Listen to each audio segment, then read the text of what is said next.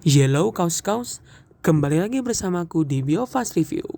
Nah, untuk review kali ini kita akan membahas tentang materi USSR sampai akhir runtuhnya. Yuk kita langsung bahas materinya. Nah, kaus-kaus, USSR itu sebetulnya apa sih? USSR atau yang biasa kita sebut Uni Soviet adalah sebuah negara komunis terbesar di dunia yang terbentuk pada tahun 1922. Nah, dari pertengahan sampai akhir terbentuknya itu, USSR ini telah menjadi negara adidaya karena dia udah maju dalam bidang teknologi, lalu maju dalam bidang persenjataan militer, dan bidang-bidang lainnya. Nah, tapi dengan kemajuannya itu, dia ini menciptakan satu rival nih yang levelnya hampir sama dengan si USSR ini. Nah, itu rivalnya adalah Amerika Serikat. Amerika Serikat juga disebut negara adidaya karena itu tadi, maju dalam bidang persenjataan, maju dalam bidang teknologi, dan lain-lainnya. Nah, ini nih, mereka berdua nih udah perang, udah berival. Oh, tapi perangnya ini nih perang-perang diem-diem atau perang-perang backing-backingan atau yang biasa disebut proxy war. Nah, proxy war itu maksudnya apa sih? Proxy war itu maksudnya yang berkonflik nih USSR sama Amerika Serikat. Tapi yang diadu negara A sama negara B. Haduh. Namun, suatu hari USSR ini nih harus mundur nih dari hubungan rival ini. Kenapa? Karena terjadi permasalahan ekonomi yang sangat kacau di dalam negaranya.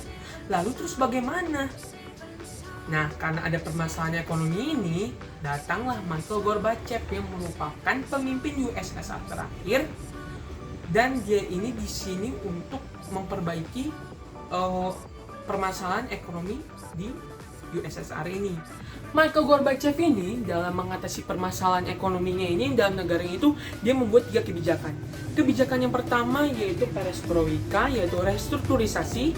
Kebijakan yang kedua yaitu glasnost atau keterbukaan, dan kebijakan yang ketiga yaitu demokratisasi atau demokratisasi.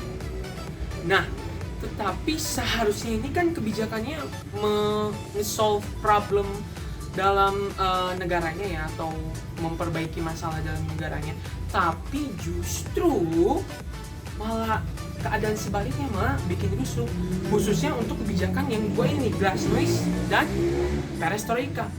Kenapa tuh? Glasnost itu kan keterbukaan maksudnya di sini keterbukaan kepada media-media dan kinerja pemerintah. Jadi kalau misalnya kinerja pemerintahnya bagus, pasti akan dinilai bagus oleh masyarakat, kan tersebar oleh media. Kalau misalnya buruk nih, yang buruk ini nih banyak nih. Nah, udah tersebar media, dia harus dihukum dengan hukum persidangan dan juga hukum media itu. Hukum media itu maksudnya dikucilkan. Nah, lalu yang perestroika nih, ini yang paling berdampak banget. Perestroika ini yang harusnya merestrukturisasi tapi malah melemahkan ekonomi negaranya. Nah, pas kebijakan-kebijakan ini dijalankan, banyak tuh masyarakat di USSR ini, masyarakat USSR ini memberontak situasi rusuh. Dan akhirnya karena kebijakannya ini tidak bisa menyelesaikan masalah dalam negaranya, lalu banyak masyarakat yang memberontak, situasi menjadi rusuh. Tahun 1991, Mikhail Gorbachev secara terpaksa harus membubarkan USSR. Dan akhirnya resmi pada tahun 1992, USSR runtuh. Karena salah satu dan banyak mungkin ya wilayah USSR itu sudah mulai memerdekakan diri. Salah satu contohnya Rusia.